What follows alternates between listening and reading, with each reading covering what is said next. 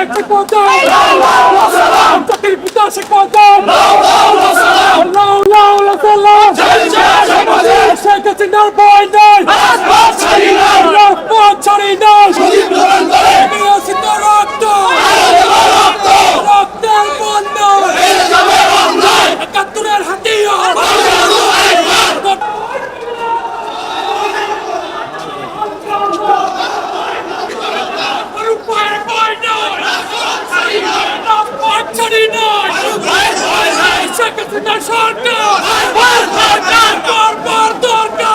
Senior Rezaul Karim Hiran সহকারে আমরা রাষ্ট্রপক্ষ থেকে 7 দিনের যে রিমান্ড চাওয়া হয়েছিল সেই 7 দিনের রিমান্ড বাতিল করে আমরা জামিনের প্রার্থনা করেছি।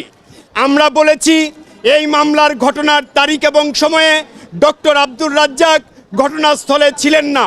আমরা বলেছি এই এফআইআর এবং এজাহারে ডক্টর আব্দুর রাজ্জাকের বিরুদ্ধে স্পেসিফিক একটি বাক্যতার জন্য উনি ডক্টরেট ডিগ্রি অর্জন করেছেন। বাংলাদেশের কৃষিক্ষেত্রে উনি অনেক অবদান রেখেছেন। এই মামলার ঘটনার সাথে এই মামলার 302-এর এলিগেশনের সাথে কোনো রকম সম্পৃক্ততা এই আসামির নাই। মোরওভার উনি 74 বছর বয়স্ক একজন ব্যক্তি, সিনিয়র সিটিজেন। উনি সম্প্রতি একটা গুরুতর অপারেশন করে তার ঘাড়ের একটি নার্ভে অপারেশন সম্পন্ন হয়েছে।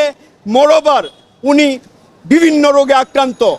এই অবস্থায় তার বিরুদ্ধে এলিগেশন বিবেচনায়